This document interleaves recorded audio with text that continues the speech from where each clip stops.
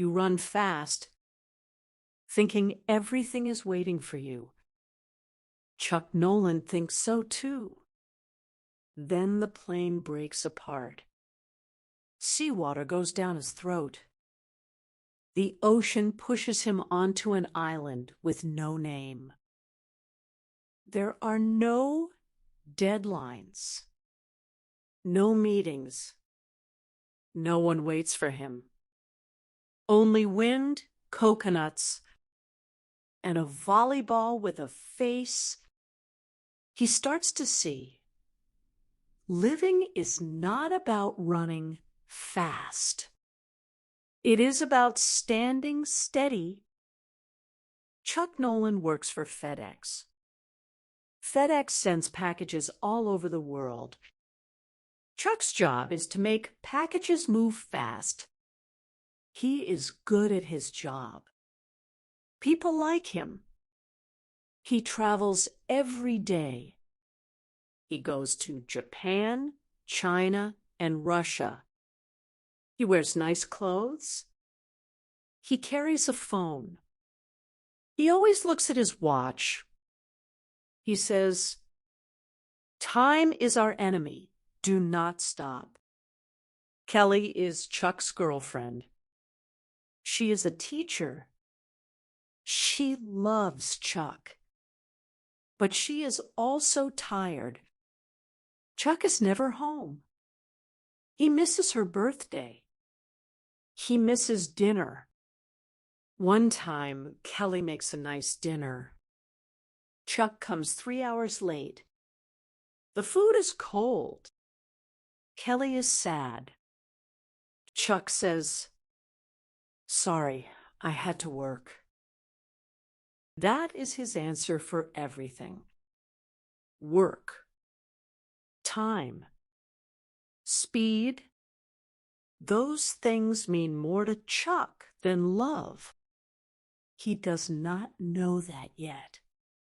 He is wrong. One night before Christmas, Chuck gets a call.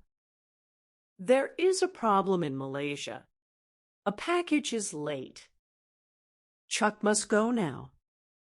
Kelly is not happy. She wants Chuck to stay. She gives him a small box. Inside is a watch. It has her photo. Chuck says, "I will be back soon." He kisses her. He drives to the airport. He gets on a FedEx plane. The plane is big. There are many packages inside. There are also a few people. Chuck sits down. He puts the watch in his pocket. The plane takes off. The night is dark. The plane flies over the Pacific Ocean. Below the plane, there is only water. No lights. No houses. No land. Just black water. Chuck tries to sleep. Then he feels a shake. At first, he thinks it is wind. But the shake gets stronger. The lights go out. The plane starts to fall. People scream. Chuck puts on a life jacket. The plane hits the water. It breaks into pieces. Water comes in everywhere. Chuck gets out through a hole. He is in the ocean. The water is cold. He cannot see. He hears people shout. Then he hears nothing. He is alone. He swims. He swims until his arms hurt. Then he sees a small yellow raft. It comes from the plane. He climbs into it. He sees some FedEx packages in the water. He pulls them onto the raft. Then a big wave comes. The wave pushes the raft far away. When Chuck wakes up, the sun is up. He sees land. The raft moves toward a beach. Chuck falls onto the sand. He cannot stand. He lies there. He does not know something. He will lie on that beach many times in the next 4 years. The island is small. Chuck can walk around it in 1 hour. There are trees, rocks, and a small cave. There is no fresh water at first.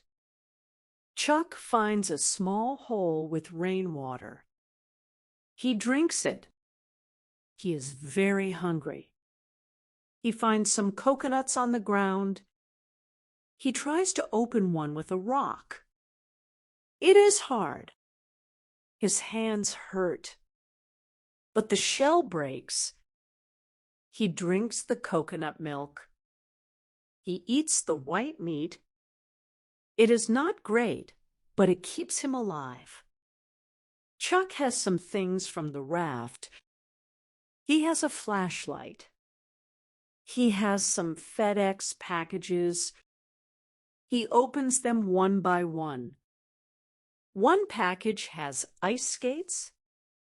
He does not need ice skates on an island, but the blades are sharp. He can use them as knives. Another package has a dress. He will never wear it. Another package has a videotape. He cannot watch it. There is no power. Another package has a volleyball. Chuck puts the volleyball on the sand. He does not know it yet, but this ball will become his only friend. Chuck also finds a dead body on the beach. It is one of the pilots. Chuck is sad. He buries the body in the sand. He takes the pilot's shoes and flashlight. He says a few words. Then he walks away. He feels very alone. He looks at the ocean. He sees nothing. No boats. No smoke. No planes. Just water. The first big problem is water. Chuck cannot drink seawater. It will kill him. He must find fresh water every day. He makes a small cup from a coconut shell. He collects rainwater in it. He drinks slowly. He never wastes a drop. The second big problem is fire. Fire means he can cook food. Fire means he can stay warm at night. Fire means he can make smoke to call for help. Chuck tries to make fire the old way. He rubs a stick on a piece of wood. He rubs for hours. Nothing happens. His hands bleed. He yells. He throws the stick into the water. Then he walks back. He picks up the stick. He tries again. He does this every day for many days. One afternoon, he sees a small smoke, then a tiny fire. Chuck cannot believe it. He puts dry grass on the fire. The grass burns. Chuck makes fire. He laughs. He cries. He dances around the fire. He is not a businessman now. He is a survivor. The third big problem is food. Chuck learns to catch fish. He makes a long stick with a sharp point. He stands in the shallow water. He waits. A fish comes close. He throws the stick. He misses. He tries again. He misses again. He tries hundreds of times. At last, he catches a small fish. He cooks it on the fire. It is the best food he ever eats. He also learns to catch crabs. He finds them under rocks. He catches them with his hands. The crabs pinch him. It hurts. But he eats them anyway. After many weeks alone, Chuck starts to feel crazy. He needs to talk to someone. Anyone. But there is no one. So he takes the volleyball. He draws a face on it. He uses his own blood to draw the eyes and mouth. He looks at the ball. He gives it a name. Wilson. Wilson is the name on the ball. Chuck says, "Hello, Wilson. How are you?" He answers for Wilson. He talks to Wilson. He tells Wilson about Kelly. He tells Wilson about his job. He tells Wilson his fears. Wilson does not talk back. But that is okay. Chuck feels less alone. Wilson becomes very important to Chuck. Chuck takes Wilson everywhere. Wilson sits by the fire. Wilson sleeps next to Chuck in the cave. Wilson goes fishing. When Chuck is sad, he holds Wilson. When Chuck is angry, he yells at Wilson. Wilson never leaves. Wilson is always there. Chuck knows Wilson is just a ball, but on an island with no people, a ball with a face is better than nothing. Chuck marks the days on the cave wall. He makes a small line for each day, a long line for each week, a very long line for each month. 4 years pass. 4 years of lines on the wall. 4 years of fish, coconuts, and rainwater. 4 years of talking to Wilson. Chuck's body changes. He is very thin. His muscles are hard. His hair is long and dirty. His beard is long. He wears only shorts made from the pilot's pants. His shoes are made of cloth and rope. He looks like an animal, but his eyes are still human. And inside his eyes, there is still hope.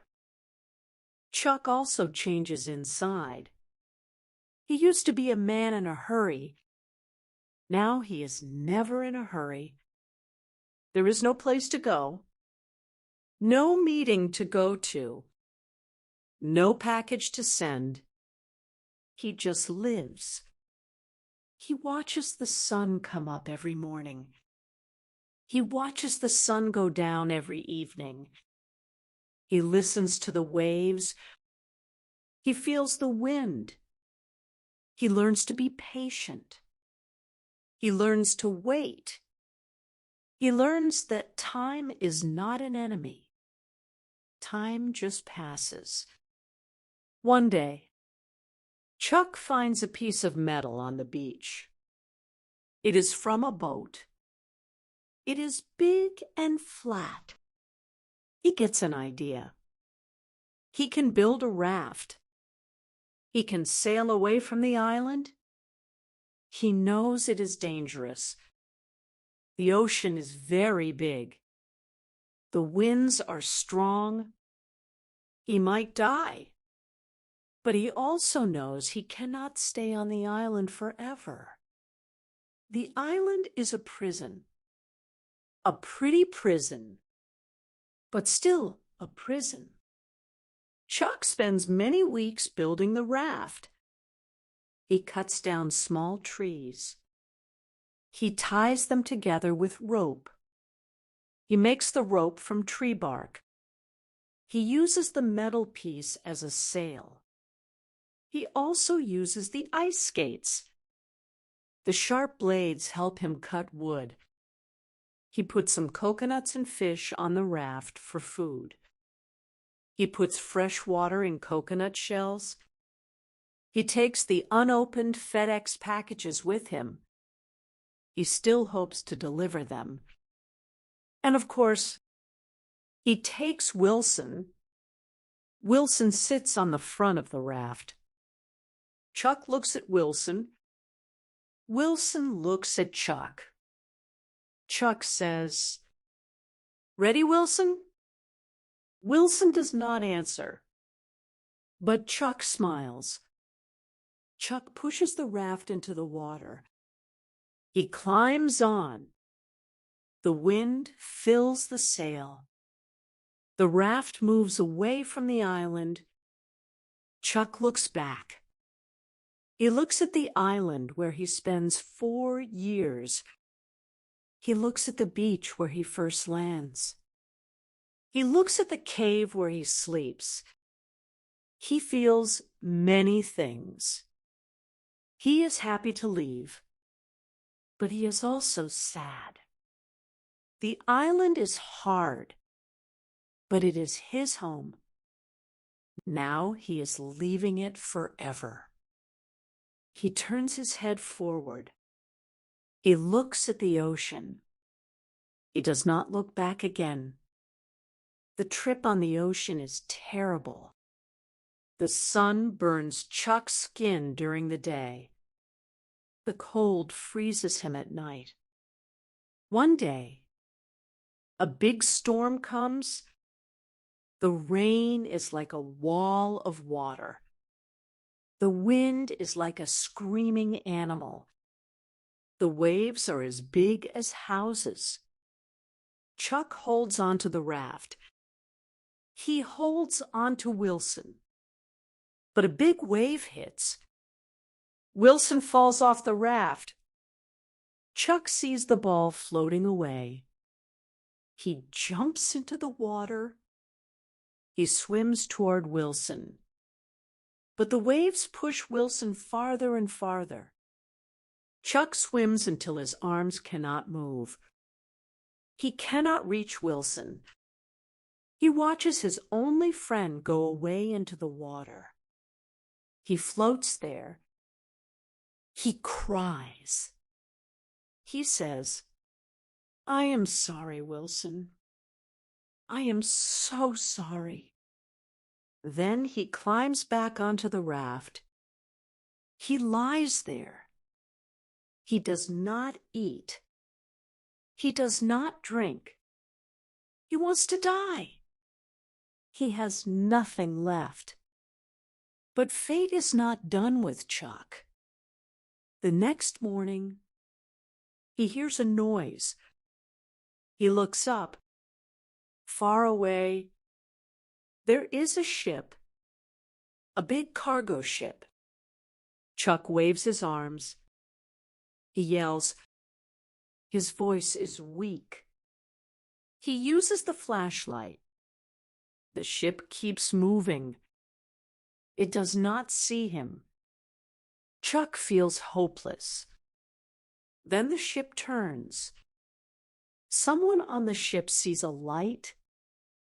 The ship comes closer. Chuck sees faces looking at him from the ship.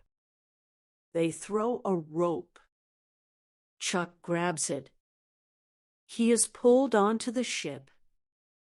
He falls on the deck. He cannot stand. He cannot speak. He just lies there.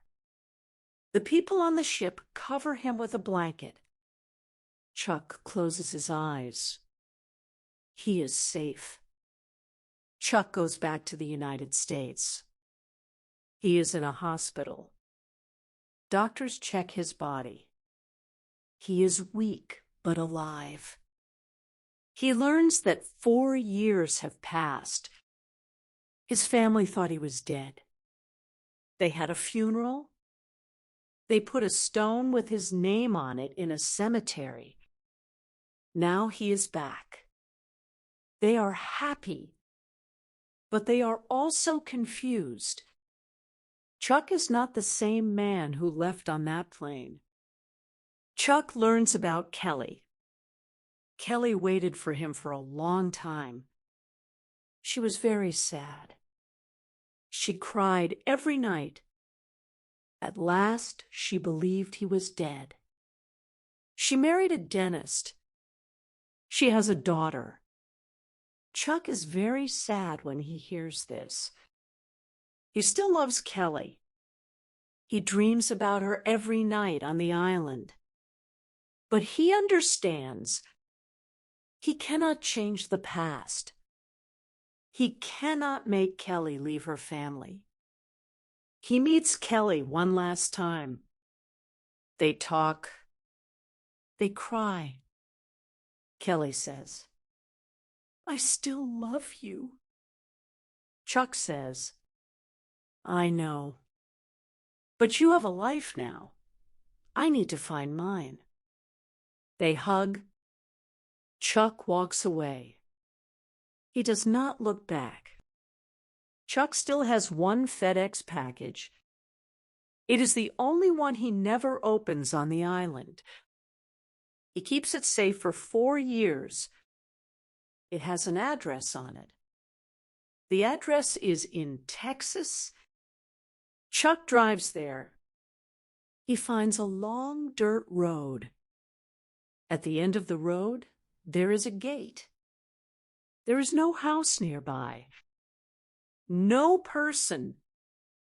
Just a field and a gate. Chuck puts the package on the ground in front of the gate. He writes a note. The note says, "This package saved my life. Thank you." He does not write his name. He just leaves it there. Chuck stands at a crossroads. There are 2 roads. One goes left. One goes right. Chuck does not know which road to take. He does not have a map. He does not have a schedule. He does not even have his watch. But he is not scared. He survives an island. He survives the ocean. He survives losing Wilson. He survives losing Kelly. He can survive anything. He looks up at the sky. Then he starts walking. He does not know where he is going, but he knows one thing. He will keep breathing. He will keep moving. And he will never waste a single minute of life again.